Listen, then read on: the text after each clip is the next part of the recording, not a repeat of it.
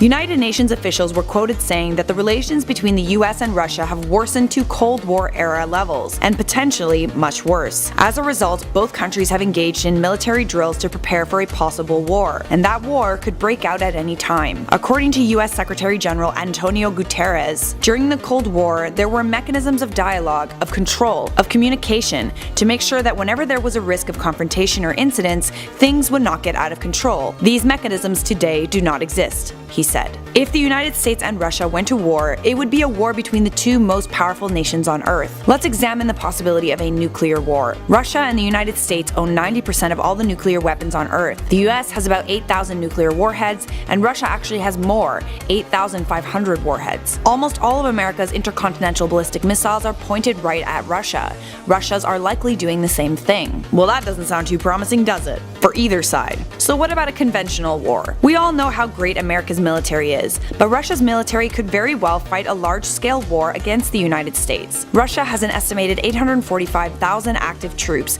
and another 2.5 million in reserve. Russian soldiers have advanced equipment, uniforms, tanks, and guns. Winning the war would definitely depend on where the war was fought, as well as what time of year. As we saw with the case of World War II, the Nazis were no match for a war in the fierce Russian winter. Russia has a presence in Cuba, but they have very few bases outside the former Soviet Union. However, according to a Russian military journal, there is one thing that Russia is lacking, and continues to lack despite its advanced military: a healthcare system that is capable of handling a major conflict. As you probably know, Russia's healthcare system is public, but that means that it does not have the funding that it needs to house adequate equipment, trained doctors, and the actual hospitals themselves. This will inevitably mean that if Russia goes to war with the West, they will have packed facilities paired with substantial loss of life. For example, a hospital near Russia's border only has 2,000 beds. A huge war could mean 100,000 casualties. The soldiers that will have access to the beds in this hospital will have poor medical care and unqualified doctors. That's according to the US Army's Foreign Military Studies. As demonstrated with previous wars, Russia is willing to sacrifice a lot in order to win. Both Hitler and Napoleon found that out the hard way. That being said, many experts argue that although Russia can fight small conflicts, it can't take on the United States. The US has one of the best healthcare systems in the world, and a lot of money. It has an advantage over Russia in the skies. Its planes are the biggest in the world, equipped with better equipment. It also has 1.4 million active troops, 850,000 in reserve, and 598 active military bases all over the world. Oh yeah, and the US will also be backed by NATO. So who would win? Well, it would probably be the United States, but truthfully, would anyone really win a war that's sure to be as bloody as the one that could happen between the US and Russia? What do you think a war between the US and Russia would look like? Let us know in those comments. What if Russia invaded America? The relationship between the United States and Russia today is the worst that it has been since 1985. Moscow's involvement with the 2016 presidential election and their continued attempts to affect the 2020 election have turned Russia into an issue the US hasn't faced since the 50s. Tensions have raised with the United States, with Russia launching a war in southeast Ukraine and the fact that they're supporting Syria's Bashar al-Assad in his civil war. Former President Donald Trump came into office and he was determined to set things right with Russia, but Congress put in place these harsh policies, expelling diplomats. The US national security have declared China and Russia the two most major threats to US national security. Under Putin's control, Russia became a centralized authoritarian state, and it has since returned on a global level to compete with the United States for influence. Being nuclear powerhouses, we're hoping they find a balance between cooperation and competition. But in order for us to ask this massive what if, we need to look at other factors that came long before. Russia and the United States were formally established in 1809, but later in 1917, diplomatic relations were interrupted after the Bolshevik Revolution. Later that year, on December 6, President Woodrow Wilson told every American diplomatic representative located in Russia to refrain from communicating with those part of the Bolshevik government. Now, this lasted until 1933, so 16 years the United States had no relations with the Bolshevik Soviet governments. On New Year's Eve in 1991, the United States finally recognized the Russian Federation as a successor to the Soviet Union. DefenseNews.com, however, believes that the United States of America are not equipped for their next war. A fiscal 2022 budget shows that the United States military has shrunk its size because they're banking on new technologies to lead them to new acquisitions. Last video I was talking about if nukes were used in World War I. Technological advancements and when they come into the picture plays a huge part in history. Like the Air Force, for example, the 2018 National Defense Strategy explains that preventing a Chinese seizure of Taiwan or say a Russian invasion of the Baltic states would require the United States to send precision strikes and act fast. They would need air power ASAP. Thing is, over 66% of the Air Force bombers have been exiled to the scrapyard since the Cold War. So the United States fighter force is less than half of what it was when they defeated Iraq back in 1991. That's a bit concerning. But what would Russia's front line look like exactly? Say Russia started World War III tomorrow, what would be step one? Well, according to retired General Herbert Carlisle, former head of Air Combat Command, Russian cyber attacks would be the first sign, along with third-party surrogate forces and, of course, misinformation. Hashtag fake news. Those always liven up the day. And while the United States dealt with that, at the same time, they would start getting more planes involved, and they would have to increase combat capability in Europe, that's for sure. They would have to move fast in order to not be at a disadvantage here. Todd South of Military Times, he believes that neutralizing Russia's air defenses would be one of the most dangerous missions that the Air Force has to face, and one of the most crucial. So it would be pretty intimidating, all these Russian tanks, fighters, bombers, all of this just showing up to the Baltics. The US would need help from England, Italy, and Germany's air forces. And this would of course involve the most intense air-to-air dogfighting we've seen in quite some time. Now during this madness, the 173rd Airborne Brigade combat team in Italy and the 2nd Cavalry Regiment in Germany would have to join the North Atlantic Treaty Organization.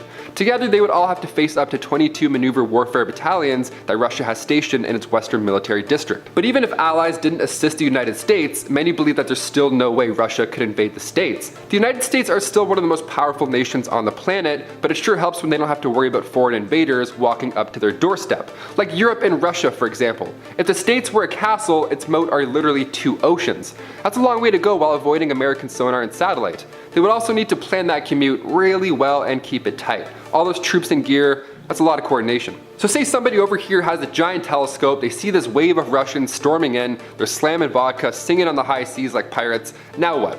Well, the Navy would probably be on it like hotcakes. The US Navy, when considering its size and power, many don't even think Russians would make it. These massive naval battles would be happening on both the east and west coasts, and when it comes to air attacks, the Air Force would be on top of it. Pun intended. It certainly wouldn't be an easy attack, but think about if they did invade America. Think of all the guns Americans have just hanging over their queen beds. I think if they were invaded, a good amount would happily step in and join the fight. Also, look at history for a hot minute here. The United States were the first to develop and use nuclear weapons in conflict. I would bet that they're probably okay with using them again, especially if Russia is rolling up in the middle of the ocean. They have about 6,500 warheads still to this day. The Russians currently store a similar amount of warheads. They caught up with Americans back in 1949, and their first nuclear test was conducted by the Soviet Union. Many believe that Russia wouldn't be able to produce nuclear warheads until at least 1954, and subsequently they did about 700 tests, making them the second most important nation developing nuclear weapons. So keep that in mind. Let's look at some stats on armedforces.eu to put the cherry on top of this massive what if. Their top comparison is United States and Russia, so this is a burning question.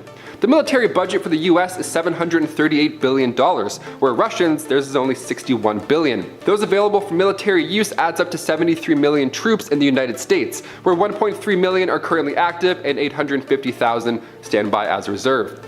Russia does have more tanks than the United States. They currently have over 12,000, whereas the US only have half of those. But again, it's getting there, that's the tricky part. It really does come down to location. Germany couldn't invade Great Britain because the channel stopped Germany. So when you compare that to the thousands of miles added, ergo the ocean, it doesn't seem very plausible or realistic.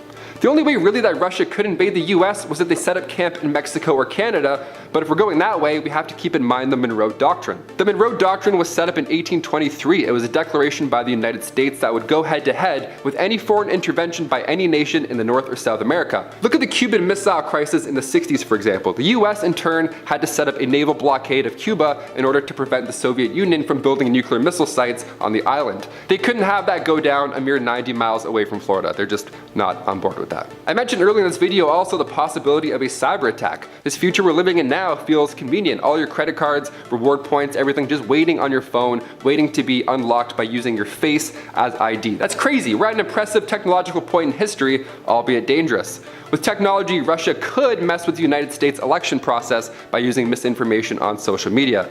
That's literally all it can take. Hacking political campaigns, of course, would also be on the agenda. So sleep in fear tonight. What about you guys? If Russia decided to invade the States, how far do you think they would get? Would they even be able to get overseas in the first place? Would they just sit comfortably in their homes and hack everybody's phones? How do you see a third world war taking place? What if America invaded Russia? Well, I mean, it's a bit of a death wish, isn't it? Since the end of the Cold War, documents have been released that have outlined both countries' passion for mutually assured destruction should the other strike. So, So, what would this mean in an invasion? If the United States invaded Russia, it would be considered an act of hot war. The pair have not been involved in a country-to-country hot war ever. They fought on the same side in World War I and II. Things only got intense after the Second World War, and both countries were threatened by the other's opposing ideals on how to build a strong nation. That being said, Russia and America have engaged in combat once before in history, 100 years ago in 1918. The USA forces joined the Russian White Army to stop the Bolsheviks, which was more wading into a civil war, and their mission wasn't a resounding success by any means. If the USA was seriously going to invade Russia, they would have a serious plan of attack, but as we know, if the USA was seriously going to invade Russia, they would have a serious plan of attack, but as we know, the devil and maybe Russians fall with the best laid plans.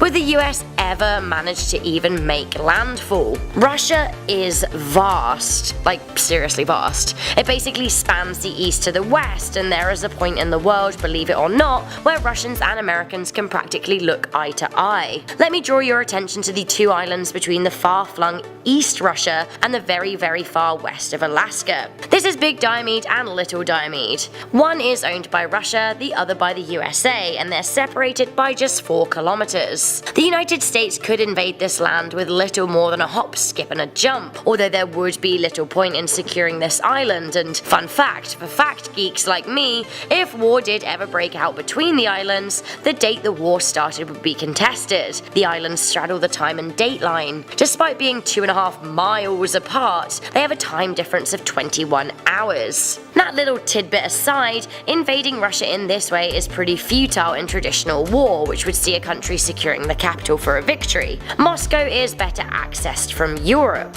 I guess, unless that wasn't the objective, maybe the United States wants to own or annex the land that borders China and North Korea in order to make an Eastern power play. Either way, let's be clear about this. There's absolutely almost no way in which the United States could launch a surprise invasion on Russians. In our modern age of surveillance, the Russians would see it coming. If they even got a whiff of a United States invasion, they would be ready to defend their land with full force. In some ways, a good old-fashioned land invasion would be better news for Russia and the United States and the world. Better so than a bomb anyway. Any drop of a nuke could have disastrous consequences and would be met with full retaliation. During the Cold War, it was made clear that when it comes to Russia and the United States, the only way they play war is by threatening nuclear action. It's never been carried out, but then neither country has ever really invaded the other. If the United States made the unprecedented move to invade, depending on the death toll of the Russians, Vladimir Putin may be in a slightly more reasonable mood to act like a statesman rather than a warlord. This would not be the case if a bomb was dropped. If the US did invade, Putin would hold a press conference calling for Americans to withdraw, else they feel the full force of Russian anger. NATO would likely be scrambled to hold a crisis meeting, and traditional US allies would be confused and under pressure to pick a side. Would the United Kingdom, for example, support the United States in an invasion if it were unprovoked? World leaders wouldn't want to side with an aggressor, especially not China, who have had stern words on the topic in the past. It will all boil down to circumstances. If the United States has what they see as fair reason, perhaps they will garner some more support. If they had support, we could have another world war on our hands. If the invasion was unprovoked, however, perhaps this would be enough to convince Putin to press his polished and preserved red button,